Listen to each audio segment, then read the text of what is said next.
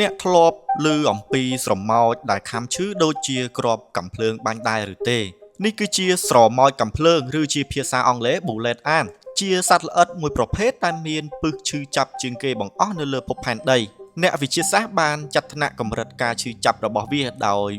4/4គឺការឈឺចាប់ដូចត្រូវគេបាញ់មួយគ្រាប់កាំភ្លើងប៉ះពាល់ដល់ប្រព័ន្ធប្រសាទបណ្ដាលឲ្យដួសឬមួយក៏ពិបាកដកដង្ហើមស្រមោចប្រភេទនេះភាគច្រើនគឺរស់នៅតំបន់ក្នុងព្រៃអាម៉ាហ្សូនហើយមានជនជាតិដើមភាគតិចមួយក្រុមបានយកស្រមោចប្រភេទនេះមកធ្វើតេស្តក្នុងការប្រកួតស្វែងរកបរិសុទ្ធខ្លាំងក្នុងកុលសម្ព័ន្ធបើមានបរិសុទ្ធណាដែលអាចទ្រាំនឹងការឈឺចាប់ពីការខាំរបស់ស្រមោចនេះបាននោះគេនឹងចាត់ទុកបុគ្គលនោះជាបរិសុទ្ធខ្លាំងនិងលើកគាត់ជាមេកុលសម្ព័ន្ធតែបើសិនយើងជាមនុស្សធម្មតាប្រសិនបើស្រមោចប្រភេទនេះបានខាំហើយច្បាស់ណាស់គឺត្រូវតែចូលមន្ទីរពេទ្យព្រោះការឈឺចាប់របស់ស្រមោចនេះឈឺចាប់គ្មានអ្វីថ្លែងបានឡើយ